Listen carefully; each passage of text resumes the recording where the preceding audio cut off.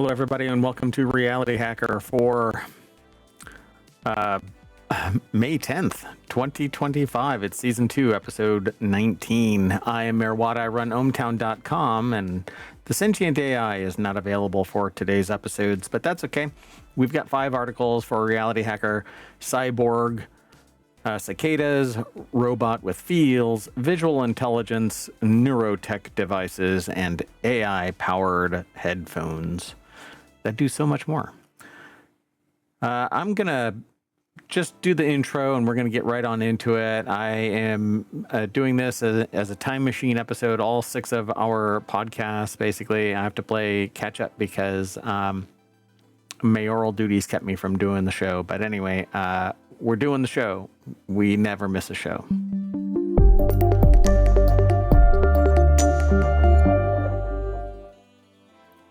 All right, everybody, let's get into it. The very first thing to note, though, is that this is ohmtown right here, ohmtown.com. It's basically a list of nothing but headlines. And then when you click inside it, you'll end up going into, let's say in this case, you click on this first drop down and click on Reality Hacker. That's where you'll get taken into the show, which is not necessarily everything that we grab content from, though. So we don't only grab links from Reality Hacker on ohmtown.com. That said, most of them are from a perspective of where essentially, if you can modify reality, fake it, tweak it, customize it to your own will, that's basically hacking reality. And so this first article is about scientists direct cyborg cicadas to play a horrendous droning rendition of Pachelbel's canon.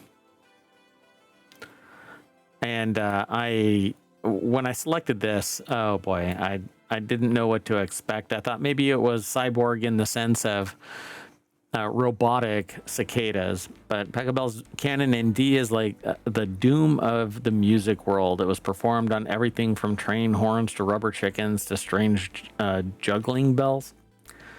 It would be easier to find an instrument that the canon hasn't been played in. The article is over at futurism.com, written by Joe Wilkins. Under a section, the subsection that they call the Byte, kind of like ohmtown, except we aggregate all kinds of news from around the internet, around the world, and pull it into ohmtown. It says some of them were like, okay, use my abdomen, it says, as the deck statement. I don't think that any of them were like, yeah, okay, you use me as a tool for your experiment. So recently a new quote-unquote instrument entered the pantheon. Not only is it an instrument at all, but it's rather an insect stuck with probes and zapped with electricity. And if you're imagining the typical wedding arrangement of Pachelbel's canon played on a harp or a string quartet, you might be disappointed because this particular rendition uses the face scrunching sounds of the brown cicada. I'm not going to play it. There is a video that's apparently over on YouTube by New Scientist under their technology headline. The whole thing is made possible to the cicada's noise organs called the timbal. Timbals are a pair of ridged membranes located in the cicada's abdomen, and then rubbed together they produce the insect's famous songs. Infamous, really, is what they write, but in the wild, male cicadas will band together in groups, coincidentally called a chorus. It's not coincidentally, it's intentionally called a chorus because that's what somebody named it. Like birds are a flock. Why do we call it a flock? Because of semiotic ontology. Things gain meaning typically over time. One thing leads to another, and the typical thing is that's why we understand that the stop sign is red, has stop on it, is shaped a certain way, and does a certain thing. It stops you from driving through a four-way stretch. Anyway, in the lab, pardon me. In the lab, Tsukuba researchers used carefully controlled electrical signals to force the timbals together, and by manipulating the voltage, the team was able to unlock the potential of the cicada chorus and grace us with the most offensive rendition of Pachelbel's canon we've ever heard. Let's move on. The next article is over in non sequitur news. Amazon develops a robot that feels feels touch. They put quotes in this, just like its human workers. No, it doesn't. Amazon has announced a new AI-infused warehouse robot that says that it has a sense of touch. This allows the Vulcan robot to pick and stow roughly 3/4 of the items stocked in the company's warehouses, a task that previously handled predominantly by human workers, which means more people losing their jobs soon. Vulcan represents a fundamental leap forward in robotics, says Aaron Parnas, Amazon's director of applied science, in a press release. It's not just seeing the world, it's feeling it, enabling capabilities that were impossible for Amazon robots until now. We here in ohmTown have known about this kind of stuff for quite some time now, since we've been doing the show now for 3 years and 6 months, 5 months. Yeah, we've run across this type of technology. The article, though, is showing a certain type of robot, whereas the other robots or the other technologies are decidedly more high fidelity, designed to be, once it's refined, to be applied to robot fingers, even bodies, so that they have a sense of touch. The company insists that its new Vulcan robot will be used alongside existing warehouse workers right up until, yeah, I'm sure that they can be replaced. Dominic Preston over at TheVerge.com put the article together. Vulcan is not Amazon's first robot capable of picking up items, but is the first that's dexterous and sensitive enough to maneuver goods inside the compact fabric-covered compartments that the company uses for storage, which are themselves already moved around warehouses by a different fleet of robots. Yeah. They have these little, they basically look like Roombas, except that they're very powerful and they can lift up an entire stack of items, move it around. So it says, I don't believe in 100% automation, says Parnas in an interview with CNBC that demonstrates Vulcan's capabilities. If we had to get Vulcan to do everything or 100% of the stows and picks, it would never happen. I don't believe that for a nanosecond. That's stemming the blood flow. That's about it. This next article is over in the Wanted channel. 5 things you can do with visual intelligence on your phone. I'm going to jump straight on into it. The article is over at pocket-lint.com, and whoever owns pocketlint.com, please donate that over to pocket-lint.com. Roger Fingus put the article together. It says here, visual intelligence lets you scan environment for related information so long as you've got a compatible phone running the right version of iOS. Scanning text offers options like translations, location information, and the ability to generate events in Apple Calendar. You can also scan plants, animals, inanimate objects. Extended info is available through options like ChatGPT and Google Search. Beyond that, enabling visual intelligence is as simple as updating to the latest version of iOS to ensure that you've got maximum capability. So you need the 16, I believe it's 16E, 15 Pro, and the 16, of course, I think. Anyway, you can get info and options for businesses and other locations. It's not just about restaurants, it says. Translate, summarize, and extract data from text. Create an Apple Calendar event. Get info about plants, animals, and other objects. It says that you may need to be patient. It's because it's searching a database. Eventually, it'll get distilled down so it's even faster. And then search Google for similar images. Faster than Google itself, it says. Quite an intriguing article. Again, it's by Roger Fingus over at pocket-lint.com. And let's move on. Our next article is over at Our next article is over at Law Nerd. Wearable neurotech devices are becoming more prevalent. Is the law behind the curve? This article is by Danielle Braff over at abajournal.com. They talk about the legal aspects of things, American Bar Association. So at the time when watches and eyeglasses can track steps, heart rate, and even emotions, wearables are entering a new frontier, brain waves. But as these devices become more sophisticated, the legal questions around privacy and data security grow more complex, leaving attorneys to determine what protections exist and what gaps leave users vulnerable. Well, that is a cultural issue that I think we are going to have to wrestle with in a time where there are a whole lot more issues here weighing us down. So it could feel like death by a thousand cuts kind of a thing, because privacy has been promoted as being dead for the last 15 years plus.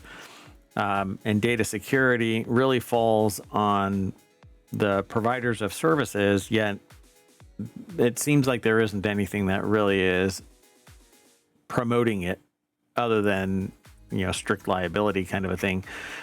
Your company gets breached. You didn't do anything, even an attempt to try and mitigate it in any way, shape, or form because you don't care about cybersecurity. And it takes a class action lawsuit for any accountability to form at all. And if you got enough money, then even that won't even manifest.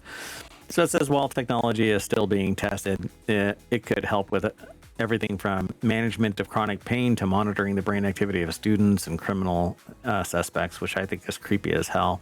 That statement right there. Yeah.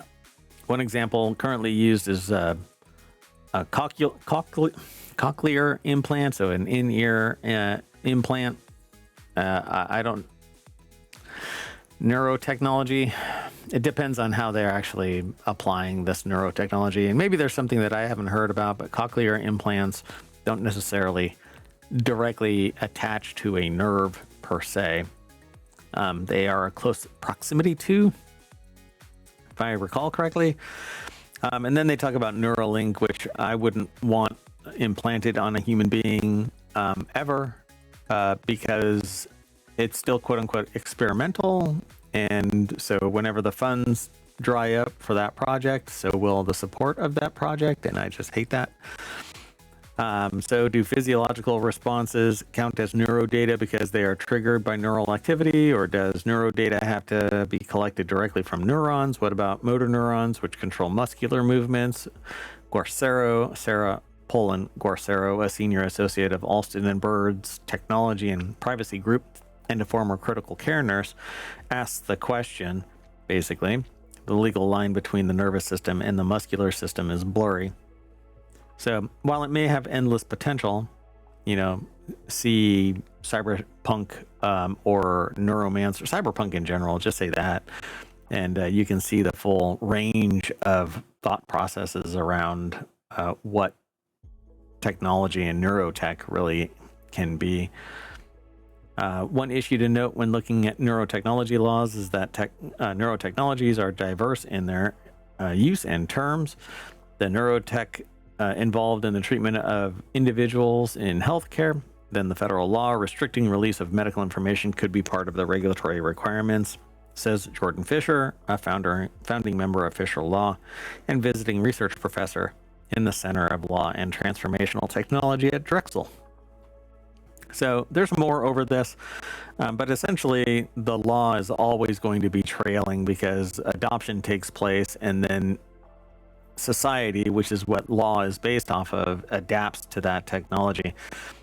Essentially, enough people are harmed by it that a law is formed, or enough people, harmed. I'll just say harmed, because nobody creates a law because everything is happening positively. Laws are basically constraints on society.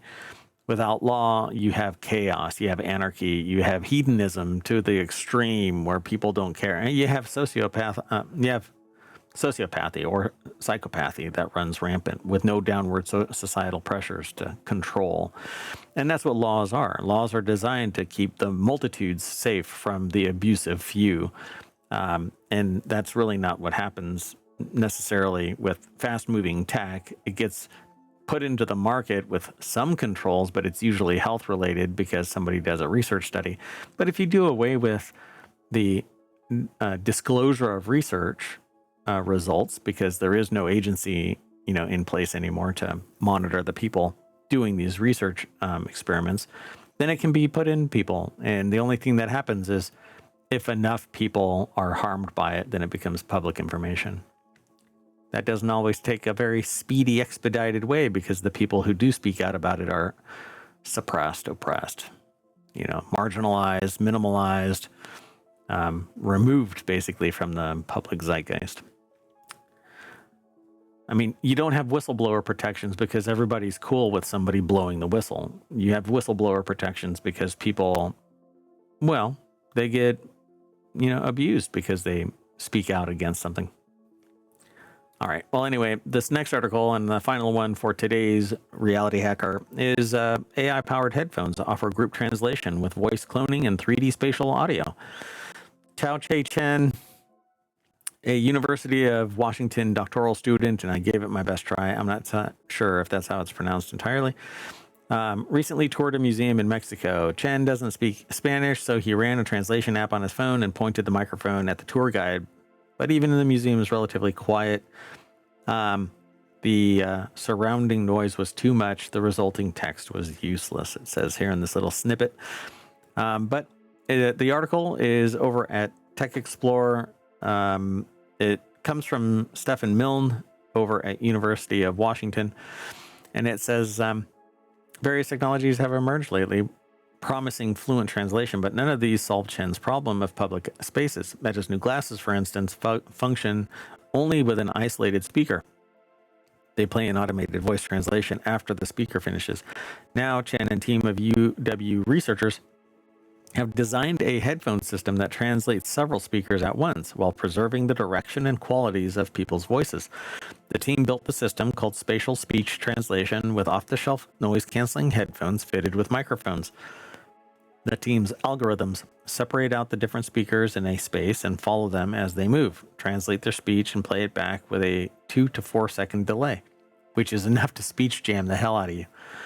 If you hear your own voice, for whatever reason, our brains can't really treat it as a separate thing because we're thinking it, saying it, and then we hear it offset. It jams us up. It's really difficult to overcome too.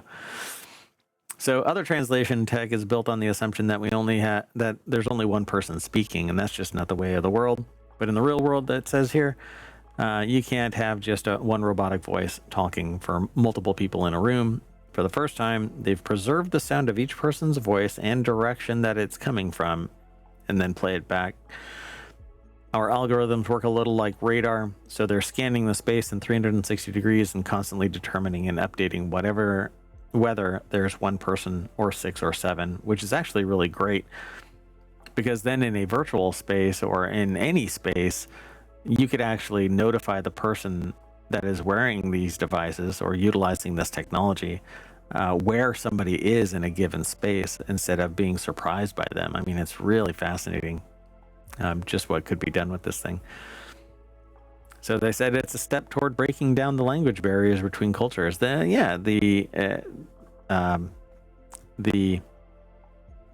whatchamacallit, the translator in Star Trek, what do they call it?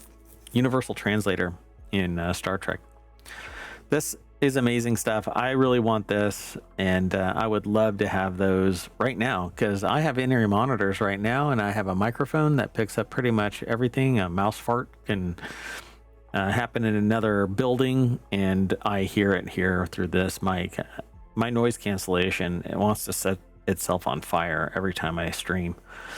Anyway, that's it for today. I am going to use some AI-powered headphones to translate our location back to the front page of Reality Hacker over at ohmtown.com, where you should go and sign up. Be sure to tell a friend, ring the bell, follow us on YouTube and on Twitch, download the podcast. We're growing, but we could really use your help, and sincerely appreciate it. So that's it.